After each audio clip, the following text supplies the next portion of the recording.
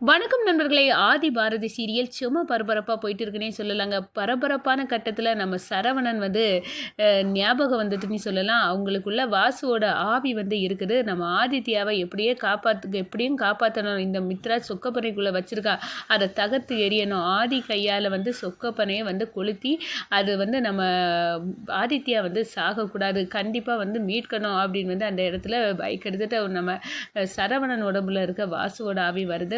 வழியில் ரவுடிகளை மித்ரா வச்சு இந்த சரவணன் நீங்கள் வந்தால் காப்பாற்றிடுவான், அது மட்டும் நடக்கக்கூடாது அப்படின்னு அந்த இடத்துல அடித்து உதைக்கிறாங்க. ஒரு கட்டத்தில் எல்லாத்தையும் தவிட பொடியாக்கிட்டு இங்கே வராங்க. கரெக்டாக நம்ம ஆதி சொக்கப்பனையை கொளுத்தக்கூடிய அந்த நேரத்தில் நம்ம சரவணன் இது வேண்டாம் அப்படின்னு அந்த இடத்துல சொல்லுறாங்க.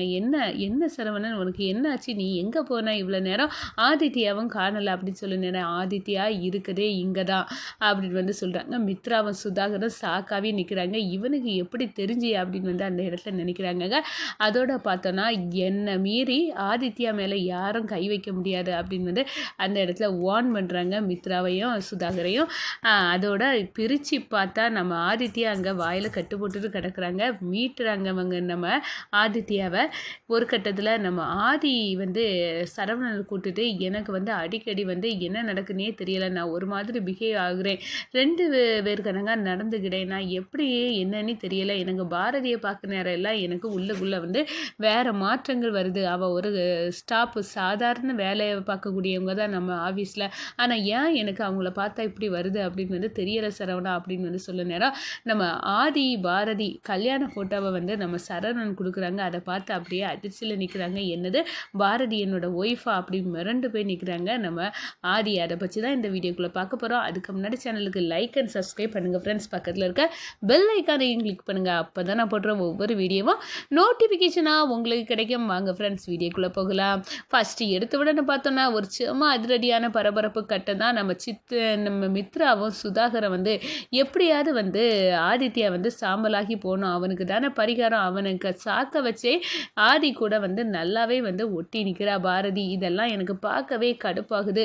அதனால கண்டிப்பாக ஆதித்யா சாகணும் அப்படின்னு அந்த இடத்துல நம்ம சொக்கப்பனைக்குள்ளே வச்சுருக்கிறது யாருக்கும் தெரியாது அப்படின்னு நினைக்கிறாங்க. ஆனால் வீட்டில் சரவணன் அப்படியே மயங்கி இருந்தவங்களுக்கு ஞாபகம் வருது. அதோட நம்ம வாசு சரவணன் உடம்புல இறங்குறாங்க. எப்படியாவது நம்ம ஆதித்யாவை காப்பாற்றணும், அப்போது விரைஞ்சு ஸ்பீடாக அங்கே போகணும் அப்படின்னு முடிவெடுத்து போக நேரம் வழியில் மித்ரா சுதாகர் எப்படியே அந்த சரவணன்லாம் இங்கே வரக்கூடாது, வந்தால் ஏதாவது ஒரு பிரச்சனையை பண்ணி கண்டிப்பாக ஆதித்யாவை காப்பாற்றிடுவான், அதனால வரக்கூடாது அப்படின்னு ரவுடிகளை ஏற்பாடு பண்ணியிருக்காங்க. அவங்க வழி மறித்து நம்ம சரவணனை அடி உதனி பண்ணுறாங்க. ஆனால் நம்ம வாசுவோட ஆவி அவங்களெல்லாம் சூறையாடிடுவோன்னு சொல்லலாங்க.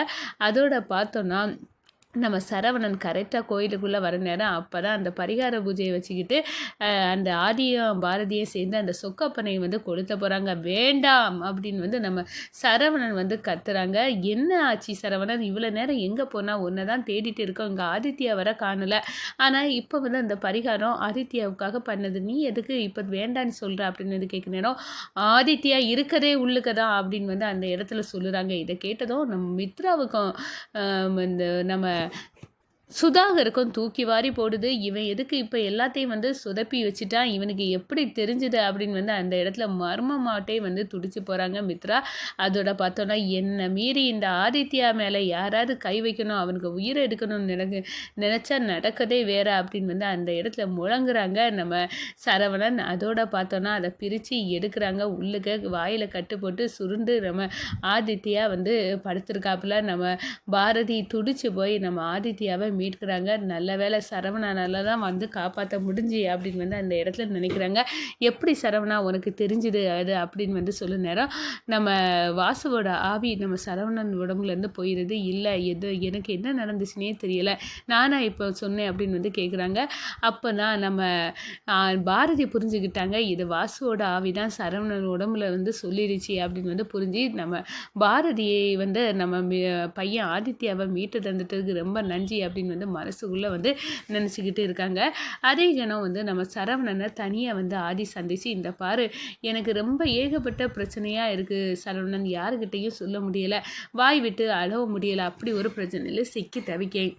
நான் அடிக்கடி வந்து கோவப்படுறேன், என்ன அறியாமலே நான் ஏதாவது பண்ணுறேன், எனக்குள்ளே என்ன ஒரு ஆள் இருக்கிற மாதிரி நடக்குது. எனக்கு பாரதியை பார்க்க நேரம் எல்லாம் என்னென்னமோ எனக்கு ஞாபகம் வருது. அதெல்லாம் என்ன காரணம், அவள் ஒரு சாதாரண ஆஃபீஸில் வேலை பார்க்க ஒரு லேடியாக தானே நம்ம ஆஃபீஸில் வேலை பார்த்தா.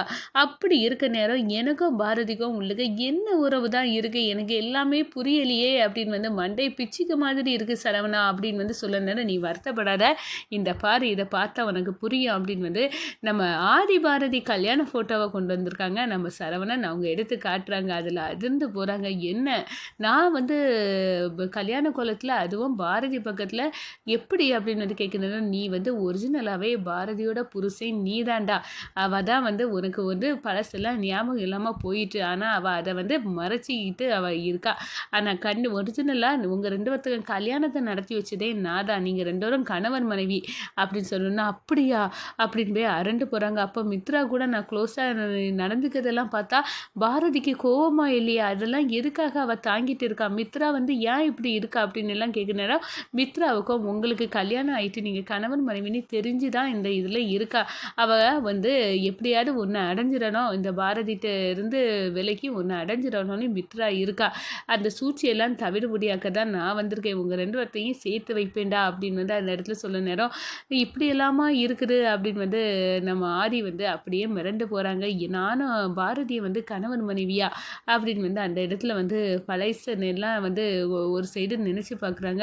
அப்போ ஒரிஜினலாகவே எங்கள் ரெண்டு பேருக்கும் கல்யாணம் ஆகிட்டா, என் மனைவி தான் பாரதி, அப்போ ஆதித்யா தமிழெல்லாம் என் பிள்ளைங்களா அப்படின்னு வந்து அந்த இடத்துல வந்து நம்ம பழைய ஞாபகம் எல்லாம் வந்து அப்படியே வந்து தூசி தட்டி இருக்கிற மாதிரி நம்ம ஆதி வந்து பண்ணுறாங்க. அதோட பார்த்தோன்னா மித்ரா சுதாகர் எல்லாம் ஆதிக்கு பழைய ஞாபகம் வரக்கூடாது, எதையாவது பண்ணி கண்டிப்பாக இங்கேருந்து நம்ம போயிடணும் கூட்டிகிட்டு, அதுவும் இந்த சரவணன் வந்து ஆதிக்கிட்ட வந்து பேசுறதே வந்து தப்பாக இருக்கு அண்ணே அப்படின்னு வந்து நம்ம மித்ரா வந்து சொல்கிறாங்க. ஆமாம் எனக்கும் அது பிடிக்கலை, கண்டிப்பாக வந்து இந்த சூழ்ச்சியெல்லாம் முறியடித்து நம்ம தப்பணும் அப்படின்னு வந்து இந்த சைடு வந்து கச்சை கட்டிகிட்டே நிற்கிறாங்க நம்ம மித்ராவும் சுதாகரும். அவங்க முகத்தில் கரிய பூச மாதிரி ஆதிக்கு பழைய ஞாபகத்தை எல்லாம் தூசி தட்டி புரட்டி நம்ம சரவணன் கொண்டு வந்துட்டாங்க. நம்ம மித்ரா வந்து பார்த்துட்டு இருக்கவே நம்ம பாரதிக்கு கையை பிடிச்சி நம்ம ஆதி வந்து ரொமான்ஸ் பண்ண ஆரம்பிச்சிட்டாங்கன்னு சொல்லலாம். இதை பார்த்து மித்ரா கடுப்பாறாங்க. நம்ம பாரதியும் ஏன் இப்படி நடந்துக்கிறாரு, என்ன ஆச்சு இவருக்கு, ஒருவேளை பழசெல்லாம் ஞாபகம் வந்துட்டோ அப்படின்னு வந்து அந்த இடத்துல நினைக்கிறாங்க. அப்போ தான் வந்து சரவணன் கண்ணடிக்கிறாங்க. எல்லாமே தெரிஞ்சு போச்சுமா, நானே சொல்லி கொடுத்துட்டேன், இனி யாருமே உனக்கிட்ட இருந்து ஆதியை பிரிக்க முடியாது, மித்ரா என்ன மித்ராக்கு அண்ணன் என்ன யாருமே கிட்ட நெருங்கக்கூடாது அப்படின்னு வந்து அந்த இடத்துல சொல்கிறாங்க. பாரதி உனக்கு நான் இருக்கேன் அப்படின்னு வந்து அந்த இடத்துல வந்து ஆதி வந்து பாரதியோட கையை இறுக்கமாக வந்து பிடிச்சு வச்சுருக்காங்கன்னே சொல்லலாங்க. அதோட பார்த்தா மித்ரா முகத்தில் கரிய பூசினது கணங்க ஆகுதுங்க.